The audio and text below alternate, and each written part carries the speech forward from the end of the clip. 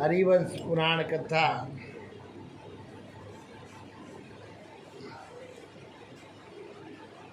हरि अनंत हरि कथा अनंता। हरि अनंत हरि कथा अनंता।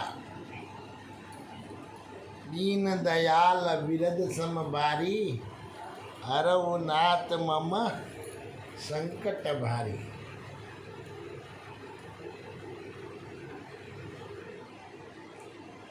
हरिवंश पुराण कथा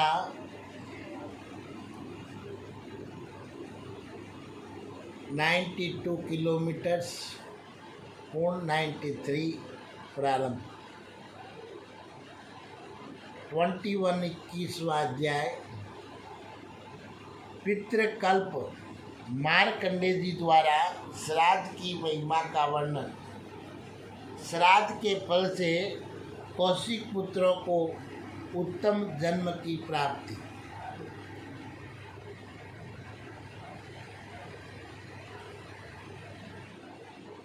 पितृ कृपा जगत कृपा। प्रथम पितरों की कृपा है, बाद में देवों की कृपा है, और माता पिता गुरु की तो कृपा उनकी आज्ञा से ही बनती है। माता पिता और गुरु ये नर के होने चाहिए, और नारी के सास ससुर और पति की सेवा यही धर्म है।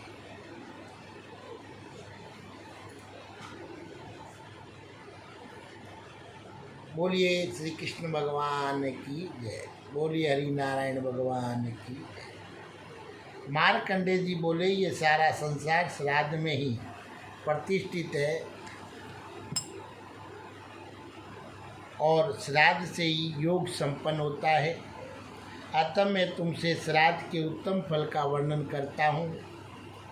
भारत ब्रह्मदत्त ने भारद्वाज, कौशिक, व्याध, मृग, चक्रवाक, हंस और क्षत्रिय इन सब 7 जन्मों में जो श्राद्ध धर्म का फल पाया था, उसको सुनने से सने सने धर्म बुद्धि प्राप्त हो जाती है। निष्पाप मामते। प्राचीन काल में कुछ ब्राह्मणों ने हिंसा रूपी अधर्म के द्वारा धर्म को पीड़ित करने पर भी श्राद्ध करके जो फल पाया था, अभी तो आता है हम शपथ लेते हैं फलाना श्राद्ध नहीं करेंगे, हैं? तो श्राद्ध करके जो फल पाया था उसे तुम सुनो।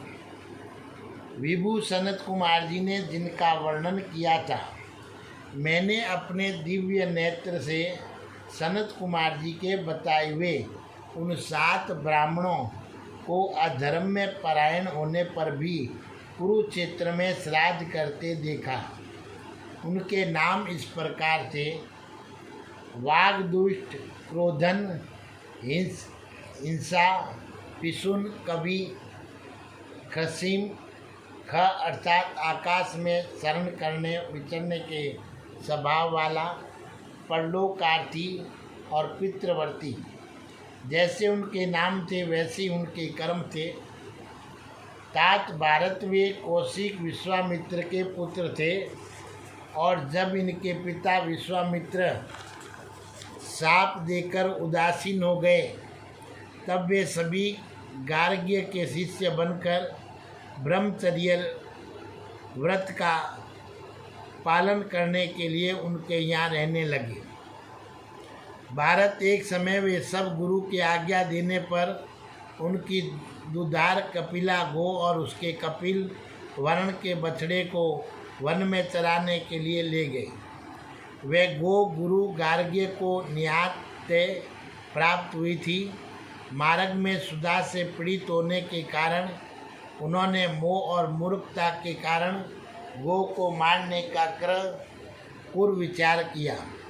उस समय कवि और खर्सिम ने उनसे ऐसा न करने की प्रार्थना की, परंतु वे ब्राह्मण इनके द्वारा किसी प्रकार भी रोके न जा सके।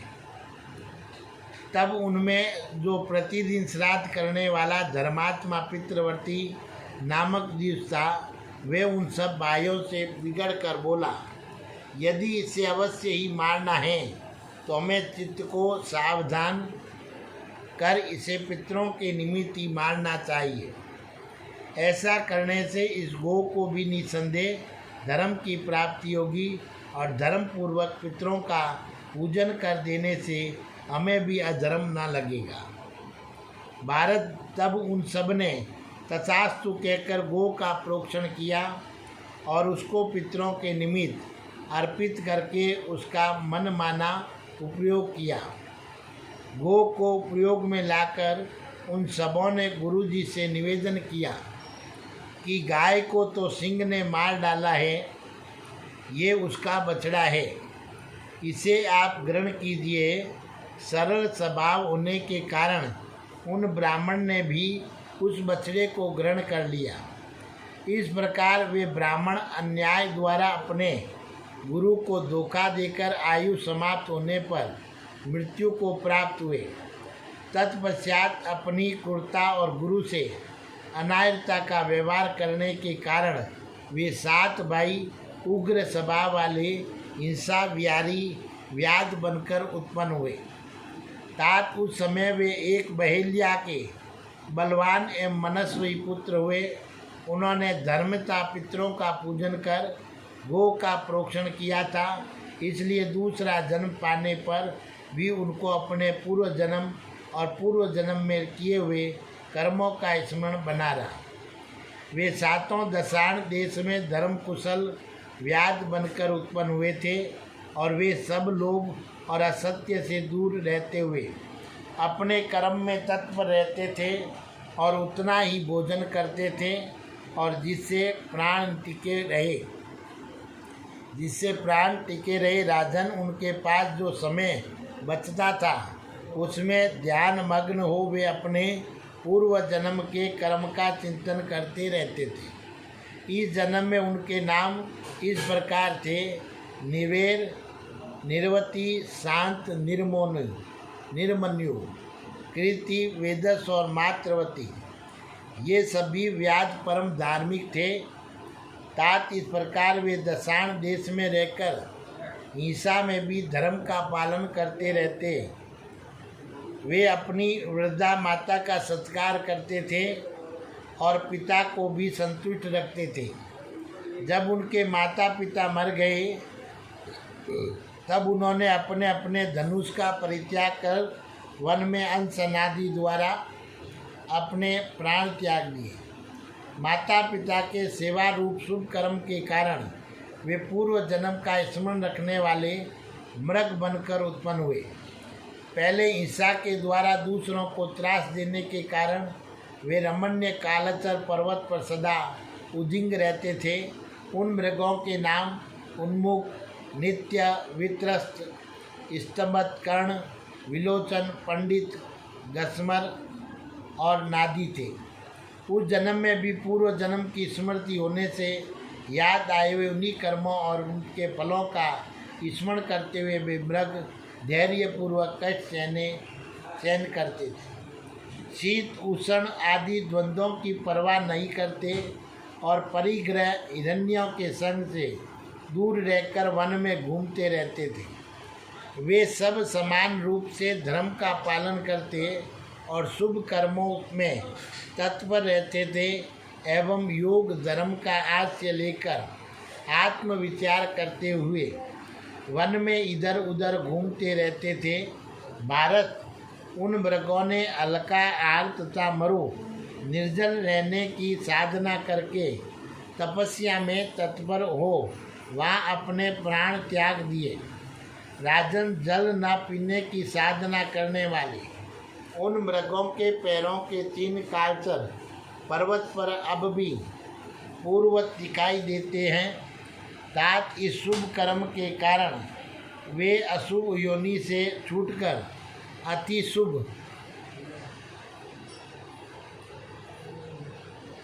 शुभ चक्रवाक की योनि में उत्पन्न हुए। वे 7 कल्याण में सरदीप, जलदीप में जलचर पक्षी बनकर उत्पन्न हुए, वहाँ भी वे सहचरी धर्म अर्थात सेवास का त्याग कर ब्रह्मचारी मुनि बनकर रहने लगे। इस चक्रवाक जन्म में उनके नाम निष्प्रा, निर्मम, शांत, निर्द्वंद, निष्परिग्रह, निर्वती और निर्भीत थे। उन सब धर्माचारी पक्षियों ने नदी के किनारे पर निराहार रहकर तप करते करते अपने प्राणों को त्याग दिया। तदंतर वे सातों सरोदर बाई मानसरोवर पर विचरने वाले हंस के रूप में उत्पन्न हुए। इस जन्म में भी उनको अपने पूर्व जन्मों का स्मरण बना रहता था, अतः वे सातों ही सदा साथ रहकर पूर्ण रूप से ब्रह्मचर्य का पालन करते थे। उन्होंने ब्राह्मण योनि में मोहवंश अपने गुरु से मिथ्या भाषण किया था, इसलिए वे तिर्यक योनि में उत्पन्न होकर संसार में भटक रहे थे। स्वार्थ में तत्पर रहने पर भी उन्होंने पितरों के श्राद्ध निमित्त संकल्प बोलकर कार्य किया था, इसलिए उन्हें उत्तरोत्तर उत्कृष्ट गुण से युक्त ज्ञान और जन्म मिलता गया। इस जन्म में उन हंसों के नाम थे सुमना, शुचिवाक, शुद्ध पंचम, सिद्ध दर्शन, सुनेत्र और स्वतंत्र। उन वाग, दुष्ट आदि कौशिक पुत्रों में जो पांचवा कवि था, वह भावी सातवें जन्म में पाचिक नामक राजमंत्री हुआ और छठा करसिम भावी मनुष्य जन्म में कड्रिक हुआ और सातवां पितृवती भावी सातवें जन्म में ब्रह्मदत्त हुआ। उन्होंने सातों जन्मों में जो तप किया उससे योग सिद्धि से पूर्व जन्म के कर्मों की स्मृति होने से तथा पूर्व जन्म में गुरुकुल में रहकर जो वेद अध्ययन किया था उसके प्रभाव से संसार में भ्रमण करने पर भी उनकी बुद्धि वैसी ही बनी रही, बदली नहीं। वे सभी आकाशचारी, अंश ब्रह्मचारी तथा ब्रह्मवादी होकर योग धर्म का पालन करते हुए विचरते रहे। इस प्रकार वे सब पक्षी वहाँ साथ साथ विचर रहे थे। इतने ही में नीपों का स्वामी पौरवंशी श्रीमान विभ्राज अपने शरीर की कांति से प्रकाशित होता और अपना प्रभाव दिखाता हुआ अपने अंतःपुर को लेकर उस वन में आया। तब स्वतंत्र नाम वाले हंस ने वहाँ आए हुए उस लक्ष्मीवान राजा को देखकर उसके समान बनने की कामना की। ये विचारने लगा कि यदि मेरे पास कुछ भी पुण्य, तप या नियम हो तो मैं इस राजा के समान हो जाऊं। अब मैं इस उपवास और निष्फल तप से खिन्न हो रहा हूँ। बोलिए श्री कृष्ण भगवान की जय। तो पितृकल्प और सूचीवाद पक्षी का स्वतंत्र आदि तीन पक्षियों को साप देना और सुमना पक्षी का अनुग्रह पूर्वक उन्हें साप से मुक्त करना। तो मार्कंडेय जी से बोले, उस समय उस स्वतंत्र पक्षी के साथ में रहने वाले दो चक्रवाकों ने उनसे कहा, हम आपका प्रिय एवं हित चाहने वाले आपके मंत्री बनेंगे। जब स्वतंत्र ने कहा, बहुत अच्छा, यों कहकर वह पुनः अपने योग धर्म का विचार करने लगा। जब इस प्रकार उन तीनों ने प्रतिज्ञा कर ली कि तब सूचीवाक ने उस स्वतंत्र से कहा, तू योग धर्म को छोड़कर काम प्रधान धर्म की कामना से ऐसा वर मांग रहा है, इसलिए तू मेरा ये साप सुन ले। तात तू कापिल्य नगर का राजा बनकर उत्पन्न होगा और इसमें संदेह नहीं। तेरे ये दोनों मित्र भी तेरे मंत्री बनकर उत्पन्न होंगे। और इस प्रकार से चार पक्षियों ने राज की इच्छा करके योग धर्म से भ्रष्ट होने वाले उन तीन पक्षियों को शाप देकर उनसे बोलना भी छोड़ दिया। इस प्रकार योग भ्रष्ट होने के कारण शाप से ग्रस्त हुए थे। तीनों साथियों ने चारों पक्षियों से शाप का अनुग्रह करने की प्रार्थना की। तब उन्होंने उनके ऊपर कृपा की और सबकी सम्मति से सुमना ने अनुग्रह पूर्वक ये बात कही, इसमें संदेह नहीं कि तुम्हारे इस शाप का शीघ्र ही अंत होगा। यहाँ योग से भ्रष्ट होकर तुम मनुष्य योनि में उत्पन्न होंगे और अंत में फिर तुम्हें योगदान प्राप्त होगा। ये स्वतंत्र नामक अंश इस जीवों की बोली समझने वाला होगा। पूर्व जन्म में इसी के कथनानुसार कार्य करने से हमें पितरों की कृपा प्राप्त हुई और इसने कहा था कि गौ का प्रोक्षण करके इसे पितरों को अर्पित किया जाए।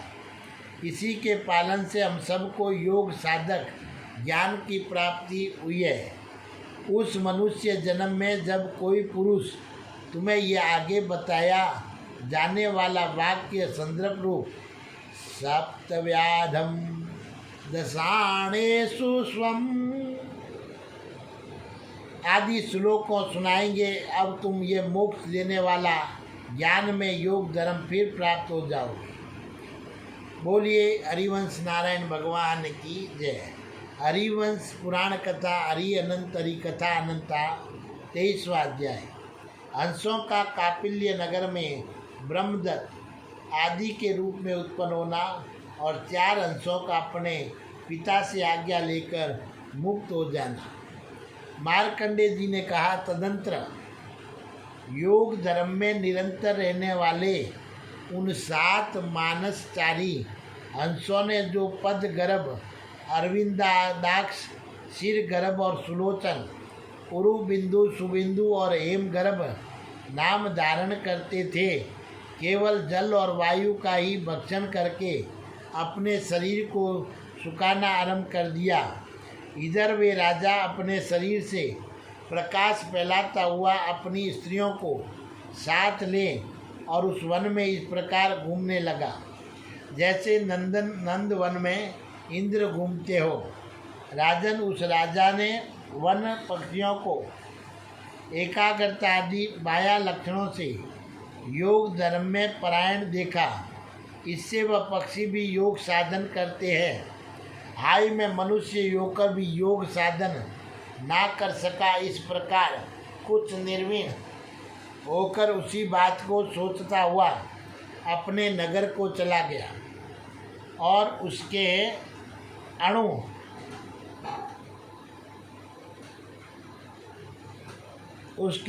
अणुवे नामक परम धार्मिक पुत्र था। वे अणुवा धर्म के सूक्ष्म तत्व के चिंतन में अनुरत था, इसलिए उसे अणुवत ब्रह्म के सूक्ष्म स्वरूप का बोध प्राप्त हुआ। उसको सुख ने सेठ लक्षणों वाली सत्यशील एवं अन्यायी गुणों से संपन्न और सदा योग धर्म का पालन करने वाली अपनी कन्या कुंती अर्पित की थी। तो भीष्म, जैसा कि सनत कुमार जी ने पहले मुझे बताया था, वे सुंदरी कन्या कृत्वी पितरों की ही बुद्धिमती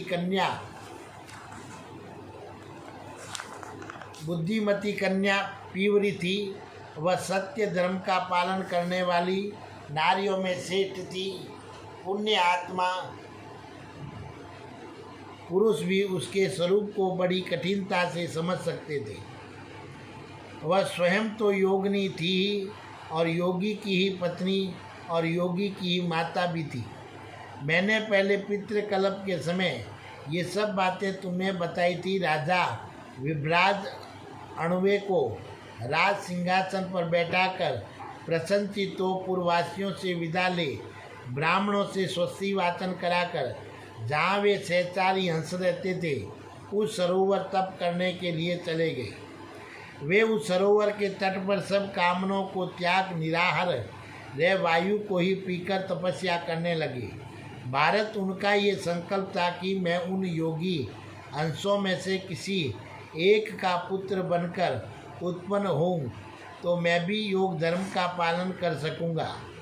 इस प्रकार विचार करके वे माँ तपस्वी विभ्राज बड़ा भारी तप करके सूर्य के समान सुशोभित होने लगे और कुरुसेठ उन्होंने अपने तप से उन वन को विभ्राजित प्रकाशित कर दिया। इसलिए वे सरोवर और वे वन भी विभ्राज सरोवर और विभ्राज वन के नाम से प्रसिद्ध हो गए। राजन, इसी समय इस सरोवर पर उन योग धर्म का पालन करने वाले 4 अंशों ने तथा योग भ्रष्ट 3 अंशों ने भी अपने शरीर को त्याग दिया। वे सातों निष्पाप महात्मा कापिल्य नगर में ब्रह्मदत्त आदि नामों से उत्पन्न हुए। ये सब ज्ञान ध्यान तप और पूजा में लगे रहते थे तथा वेद वेदांत के पारगामी विद्वान थे। इनमें 4 को तो अपने पूर्व जन्मों का स्मरण था और 3 साप से मोहित होने के कारण अपने पूर्व जन्म की स्मृति से वंचित थे। स्वतंत्र ने अपनी पक्षी शरीर में जैसा संकल्प किया था उसी के अनुसार वे अण्वे के महायशस्वी पुत्र ब्रह्मदत्त के रूप में उत्पन्न हुआ। वे ज्ञान ध्यान और तप करके पवित्र हो गया था तथा वेद और वेदांत का पारगामी विद्वान था। वाभ्रव्य और वत्स ये दोनों वहाँ राजा अण्वे के मंत्री और क्षत्रिय ब्राह्मण थे। छिद्र दर्शन और सुनेत्र नामक हंस उन्हीं क्षत्रिय राजमंत्रियों के कुल में वेद वेदांत के पारगामी क्षत्रिय पुत्र बनकर उत्पन्न हुए। ये दोनों पहले जन्म में ब्रह्मदत्त के साथ रहे थे और उनकी सहायता करने के लिए उत्पन्न हुए थे और इनमें जो पूर्ववर्ती 6 जन्मों में अपने 7 भाइयों में से 5वां होकर उत्पन्न हुआ था, वे कभी 7वें जन्म में पांचाल नामक क्षत्रिय हुआ और 6ठा क्रसिम कंड्रिक नाम से प्रसिद्ध हुआ। और इनमें पांचाल भविष्य अर्थात ऋग्वेदी था और वे आचार्य पुरोहित का काम करने लगा और कंडिक छंदों का गान करने वाला सामवेदी तथा अथर्वयु यजुर्वेदी हुआ। इस प्रकार वह 2 वेदों का ज्ञाता था और अण्वे का वह तो वेदों का ज्ञाता था। अण्वों का पुत्र राजा ब्रह्मदत्त सब प्राणियों की बोली को समझ लेता था। उसकी पांचाल और कंडिक से मित्रता हो गई। ये तीनों ग्राम्य धर्म संसारी पुरुषों के धर्म में मग्न रहते थे और काम इच्छा के वंश में होकर चलते थे।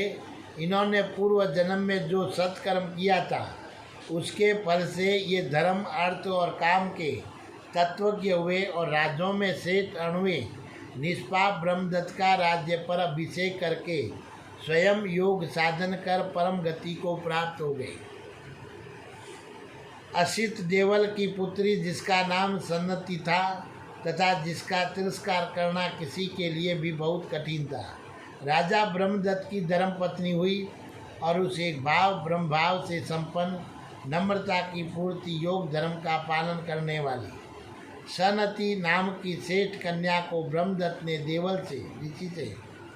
देवल ऋषि से पत्नी के रूप में प्राप्त किया था।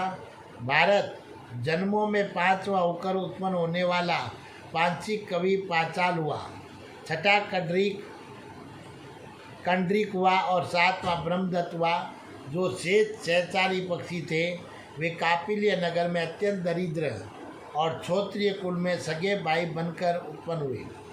वे चारों धृतिमान सुमना विद्वान और तत्वदर्शी के नाम से प्रसिद्ध थे और वेदों के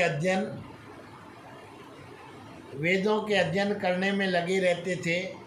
साथ ही योग साधना के लिए ग्रह त्याग कर अवसर ढूंढते थे अपने सहचारियों के भोगा शक्ति रूपम दूषण भी दूषित दृष्टि रखते थे। इनकी पूर्व जन्मा में जैसी वैराग्यपूर्ण बुद्धि थी वैसे ही इस जन्म में प्रकट हुई। अतः वे सब सिद्ध पुरुष योग परायण और घर से चलने के लिए उगत हुए। तात जब उन्होंने अपने पिता से पूछकर जाने का विचार किया तब पिता ने उनसे ये बात कही, तुम लोग यदि मुझको छोड़कर वन में जाओगे तो ये तुम्हारे लिए अधर्म ही होगा। तुम लोग मेरी दरिद्रता दूर न करके तथा पुत्र द्वारा सिद्ध होने वाले प्रचुर प्रयोजनों की भी सिद्धि एवं मेरी सेवा भी न करके कैसे चले जाना चाहते? क्या सही है, उचित है?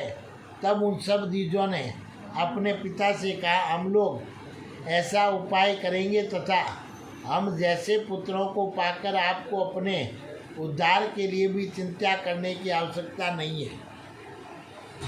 आप निष्पाप राजा ब्रह्मदत्त से मिलकर ये महत्वपूर्ण सप्त व्याधा दशान श्रेणु इत्यादि श्लोकों उनके और उनके मंत्रियों को सुनाइए। तात इससे प्रसन्न होकर वे आपको बहुत से ग्राम, प्रचुर भोग और आपकी इच्छा अनुसार सब पदार्थ देंगे, और आपकी सब इच्छा हो तब ब्रह्मदत्त के पास चले जाएं। इतनी बातें कहकर उन सबों ने अपने पिता की पूजा की और योग धर्म का साधन कर वे परमानंद में मोक्ष को प्राप्त हो गए। बोलिए हरि नारायण भगवान की जय। हरि अनंत हरि कथा अनंता। 24वां अध्याय जीवन में निर्बंधता। विभ्राज का ब्रह्मदत्त का पुत्र बनकर उत्पन्न होना, रानी संतति का ब्रह्मदत्त से उठना, एक ब्राह्मण के कहे हुए श्लोकों से ब्रह्मदत्त पांचाल्य और कंडरी को अपने पूर्व जन्मों का ज्ञान होना तथा ब्रह्मदत्त आदि का तप करके मुक्त हो जाना। मार्कंडेय जी ने कहा, जिनके मन में योग साधन विषयक संकल्प हुआ था, वे तपस्वी राजा विभ्राज ब्रह्मदत्त का पुत्र होकर उत्पन्न हुआ और उस जन्म में ये विश्वक्सेन नाम से प्रसिद्ध हुआ। एक समय की बात है, राजा ब्रह्मदत्त प्रसन्नचित्त से अपनी भार्या को साथ में लिए उपवन में इस प्रकार विहार कर रहे थे जैसे इंद्र इंद्राणी के साथ विहार कर रहे हो। उसी समय राजा ने एक चींटे का स्वर सुना जो काम के वंश में होकर अपनी कामनी चींटी से बहुत गिड़गिड़ा कर प्रार्थना कर रहा था। छोटी सी चींटी कुपित तो मान किए बैठी है और चिंटा उससे याचना कर रहा है। यह देख सुनकर ब्रह्मदत्त अचानक ही बड़े जोर से हंस पड़े। उस समय सुंदरी रानी सनती लज्जित सी हो गई और दिन होकर बहुत दिनों तक उसने खाना पीना तक छोड़ दिया। जब पतिदेव उसे मनाने लगे तब पवित्र मुस्कान वाली संतति ने उनसे कहा, राजन, आपने मेरी हंसी उड़ाई है, अतः मैं जीवित रहना नहीं चाहती। तब राजा ने हंसने का कारण बताया, परंतु सनती ने उस बात पर विश्वास नहीं किया और कोप में भरकर कहा, मनुष्यों में ऐसी शक्ति, सब प्राणियों की बोली को समझने की शक्ति नहीं हो सकती। राजन, देवताओं की कृपा पूर्व जन्म में किए हुए तप अथवा विद्या योग शक्ति के बिना ऐसा कौन मनुष्य है जो चींटे की बोली को समझ सके। यदि आप में सब प्राणियों की भाषा को समझने की शक्ति है तो मैं जिस प्रकार इस बात को समझ सकूं, उस प्रकार मुझे विश्वास दिलाइए। राजन, यदि आप ऐसा न करेंगे तो मैं आपसे सत्य की शपथ खाकर कहती हूँ, अपने प्राण त्याग दूंगी। तो रानी के इन कठोर शब्दों को सुनकर राजा बड़ी विपत्ति में पड़ गए। तब उन्होंने शरणागत रक्षक समस्त प्राणियों के स्वामी देव सेठ भगवान नारायण हरि की शरण ली। उन महायशस्वी महात्मा राजा को निरादय भक्तिपूर्वक समाहित चित्त से उपासना करते हुए 6 रातें बीत गई। छठी रात में राजा ने प्रभु नारायण देव का दर्शन किया। समस्त प्राणियों पर आक्रमण दया करने वाले भगवान ने राजा से कहा, ब्रह्मदत्त, प्रातःकाल होने पर तुझे कल्याण की प्राप्ति होगी।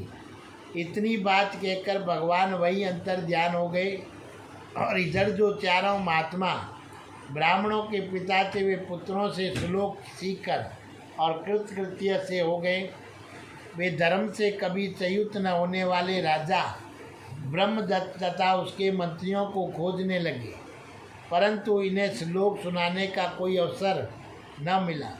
इतने में भगवान नारायण से वर पाकर राजा सरोवर में स्नान करके स्वर्ण जटित रथ में बैठे और प्रसन्नतापूर्वक अपनी नगरी में प्रवेश करने लगे। उस समय ब्राह्मण सेठ कुंडरीक ने अपने हाथ में ब्रह्मदत्त के घोड़े को बागडोर ले रखी थी और वाब्रे पुत्र पांचाल उनके ऊपर चंवर और व्यंजन पंखा झुला रही थी।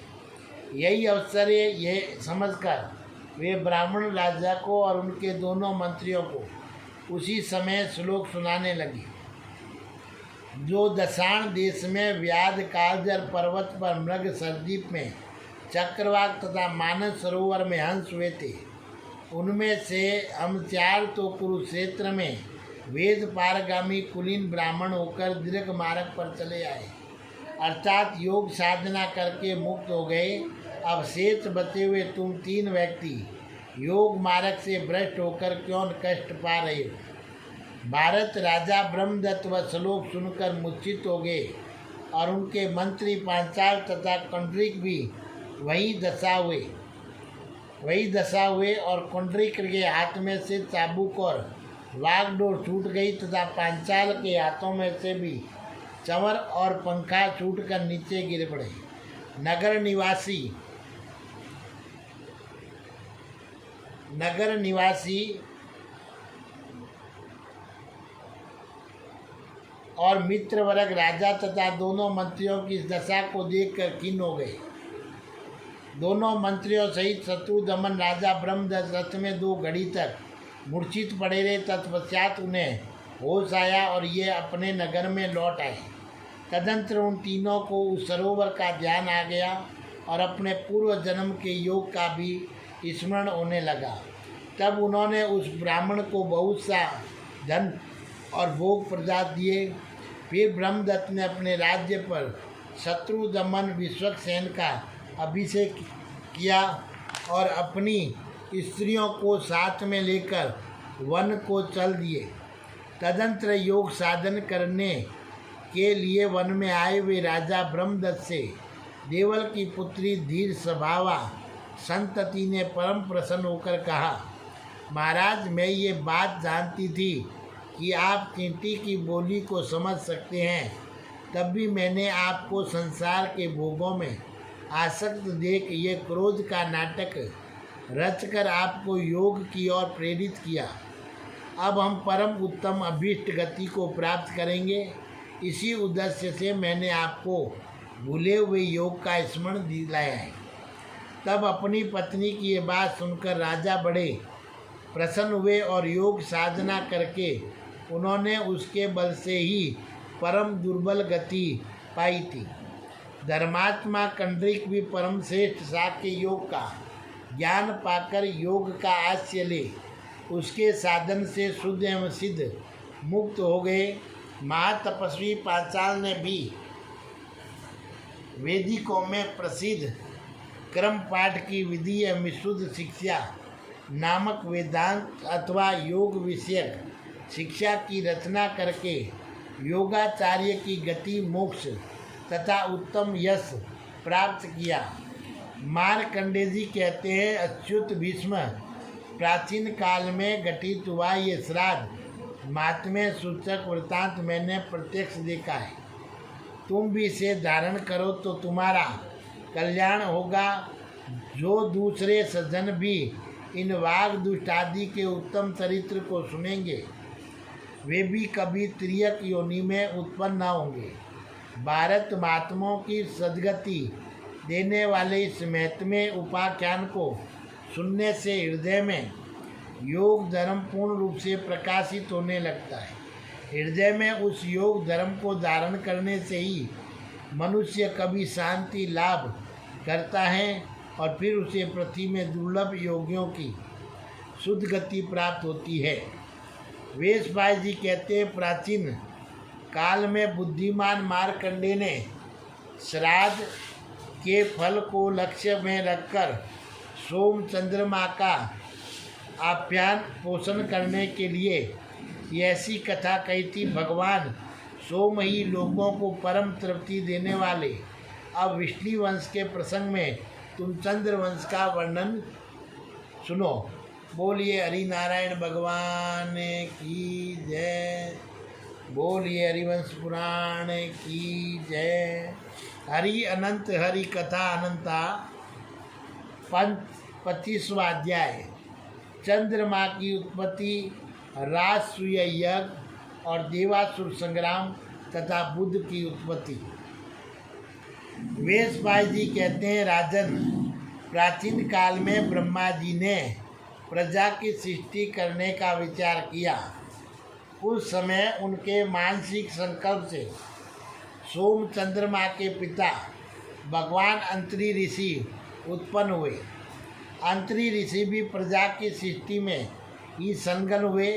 वे तथा उनके पुत्र मन, वाणी और कर्म से सब प्राणियों का कल्याण करने वाले कार्य ही करते थे। हमने सुना है कि प्राचीन काल में प्रशंसनीय व्रत का पालन करने वाले महातेजस्वी धर्मात्मा अंतरी ऋषि ने 3000 दिव्य वर्षों तक अपनी भुजाएं ऊपर उठाकर काष्ठ, दीवार और पत्थरों के समान निश्चल रहकर किसी प्राणी को तनिक भी कष्ट पहुँचाए बिना ही अनुत्तर नामक महान तप किया था। भारत अंतरी ऋषि मान सत्व गुण से संपन्न थे। वे एक टक देखते हुए उज्ज्वल रहता ब्रह्मचारी रहकर सोम की भावना से खड़े खड़े तपस्या करते थे। अतः उनका शरीर सोम रूप में परिणित हो गया। शुद्ध अंतःकरण वाले मुनि के नेत्रों से वह सोम रूप तेज जल रूप में बह निकला था और 10 दिशाओं को प्रकाशित करता हुआ आकाश में चढ़ने लगा। तब प्रसन्नता में भरी हुई 10 दिशा रूपी देवियों ने सम्मिलित हो उस तेज को अपने गर्भ में विधि पूर्वक धारण किया, परंतु वे उस तेज को धारण करने में समर्थ न हो सकी। तब औषध आदि के द्वारा सब लोकों को पुष्ट करने वाला शीतल किरणों से सुशोभित व प्रकाशमान गर्भ लोगों को प्रकाशित करता हुआ दिग देवियों के उदर से सहसा गिर पड़ा। जब दिशाएं उस गर्भ के तेज को न रोक सकी तो वह गर्भ उनके साथ ही पृथ्वी पर गिर पड़ा। सोम को गिरा हुआ देख लोक पिता में ब्रह्मा जी ने संसार का हित करने की भावना से उसे रथ पर रख दिया। अर्थात हमने सुना है कि वह रथ वेद में धर्म स्वरूप तथा सत्य से नियंत्रित था और उसमें 1000 श्वेत घोड़े जुते हुए थे। अंतरी पुत्र भगवान सोम के गिरने पर ब्रह्मा जी के सुप्रसिद्ध 7 मानस पुत्र उनकी स्तुति करने लगे। अगिरा, गोत्री, भृगु ऋषि और उनके पुत्र ऋग्वेद, यजुर्वेद, सामवेद और अथर्ववेद की अनेक श्रुतियों से सोम की स्तुति करने लगे। तो अंशुर सृष्टे देव सोमाप्यातामम इत्यादि मंत्रों के द्वारा तेज तीनों लोकों को सर्वथा प्रकाशित करने लगा। तब उन परम यशस्वी ब्रह्मा जी ने उस सोमवान श्रेष्ठ रथ में बैठकर समुद्र तक की पृथ्वी की 21 बार प्रदक्षिणा की। उस समय रथ के वेग से छलककर सोम का जो तेज पृथ्वी पर टपकने लगा, उस तेज से प्रकाशपूर्ण औषधियाँ उत्पन्न हुई। उन औषधियों से भूलोक, भूर्वलोक और स्वर्गलोक इन तीनों लोकों का और जरायुज, अंडज, स्वदेश तथा उद्भिज इन 4 प्रकार की प्रजाओं का पालन होता रहता है। राजन, इस प्रकार भगवान सोम संपूर्ण जगत का पोषण करते हैं। महाभाग, उन स्तुति रूप कर्मों से तेजस्वी होकर भगवान सोम ने 1000 पद वर्षों तक तप किया। चांदी के समान शुक्ल वर्ण वाली जो जल की अधिष्ठात्री देवियां अपने स्वरूपभूत जल से जगत का पालन करती है, चंद्रदेव उनकी निधि हुई। वे अपने कर्मों से विख्यात हैं। जन्मदे तदंतर ब्रह्मवेदों में श्रेष्ठ ब्रह्मा जी ने चंद्रमा को बीज, औषधि, ब्राह्मण और जल का राजा बना दिया। महाराज, जब प्रकाशमानों में श्रेष्ठ चंद्रमा का इन चारों के राज्य पर सम्राट के रूप में अभिषेक हो गए, तब सम्राट चंद्रमा अपनी कांति से तीनों लोकों को प्रकाशित करने लगे। उस समय प्रचेता के पुत्र दक्ष ने अपनी महाव्रत धारणी 27 कन्याएं चंद्रमा को ब्याह दी। 27 कन्याएं चंद्रमा को व्याधि, जिन्हें विद्वान पुरुष 27 नक्षत्रों के रूप में जानते हैं।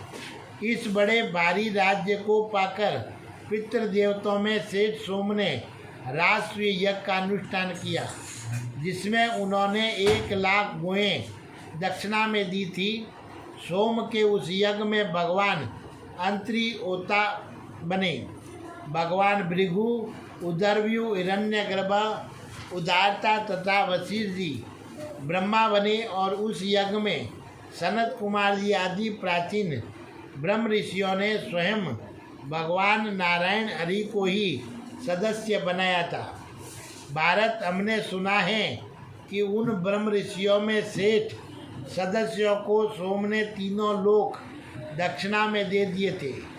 उस समय सिनी वाली, कुवी, धूति, पुष्टि, प्रभा, वसु, कृति, धृति और लक्ष्मी शोभा, ये 9 देवियां नित्य प्रति चंद्रमा की सेवा में लगी रहती। इस प्रकार सभी ऋषि और देवताओं से सत्कार पाकर द्विजराज चंद्रमा ने अवभृत स्नान किया। फिर वे 10 दिशों को प्रकाशित करने लगे। तात मुनियों द्वारा सम्मानित दुर्लभ ऐश्वर्य को पाकर चंद्रमा की बुद्धि विनय से भ्रष्ट हो गई और उसे अनीति से धर दबाया, और तब उन्होंने अगिरा के सब पुत्रों का तिरस्कार करके विश्वती की यशस्विनी भार्या तारा का बलपूर्वक अपहरण कर लिया। देवताओं तथा देव ऋषियों की याचना करने पर भी उन्होंने विश्वती की स्त्री उनको नहीं लौटाई। तब तो देवताओं के आचार्य विश्वती उनके ऊपर अत्यंत कुपित हो उठे। उस समय शुक्राचार्य ने चंद्रमा का पक्ष लिया और रुद्र ने विश्वती का, क्योंकि महा तेजस्वी रुद्र बृहस्पति के पिता अगिरा के शिष्य थे। उसी गुरु भाई के स्नेह से भगवान शिव अपना आजगम नामक धनुष लेकर विश्वती जी के पार्श्वग्राह सहायक बने थे। महात्मा रुद्र ने देवतियों को लक्ष्य करके ब्रह्मशिर नामक श्रेष्ठ अस्त्र छोड़ा, जिसने उन देवतियों के सारे यश पर ही पानी फेर दिया।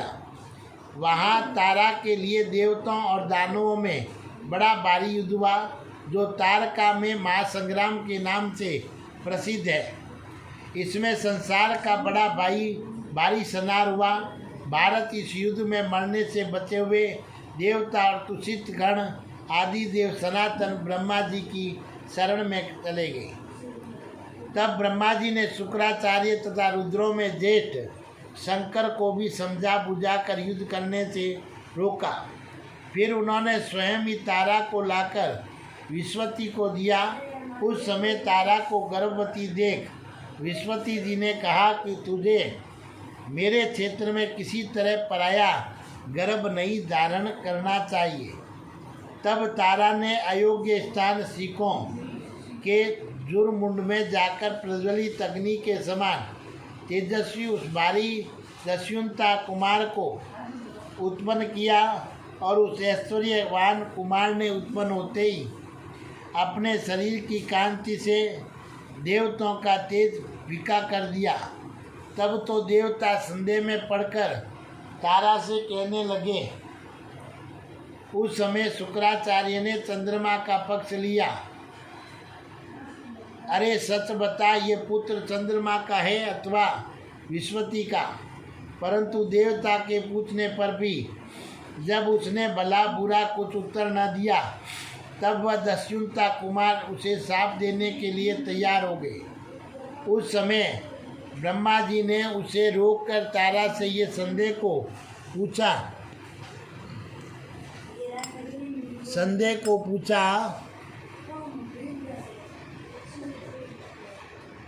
तारा, इसे किसका पुत्र है? तारे, ये किसका पुत्र है? तो इस बात को तू ठीक ठीक बता। तब उसने दोनों हाथ जोड़कर वर देने वाले प्रभु ब्रह्मा जी से कहा, प्रभु, ये सोम का ही पुत्र है। तब उस गर्भ को धारण कराने वाले प्रजापति चंद्रमा ने उस मामना दुष्यंता कुमार का मस्तक सूंघकर उस बुद्धिमान पुत्र का नाम बुध रखा। ये बुद्ध जब आकाश में उदय होता है तब प्रतिकूल चेष्टा उत्पात किया करता है। तदंतर वैराज मनु की पुत्री इल्ला ने बुद्ध से एक पुत्र उत्पन्न किया और उनके वे पुत्र महाराज पूर्वा हुए और महात्मा पूर्वा के उर्वशी के गर्भ से 7 पुत्र उत्पन्न हुए। और इधर सोम को हठात राज्य क्षमा ने धर दबाया और यक्षमा से ग्रस्त होने पर चंद्रमा का मंडल क्षीण होने लगा। तब वे अपने पिता अंत्री की शरण में पहुँचे। महातपस्वी अंत्री ने उनके ताप को दूर कर दिया।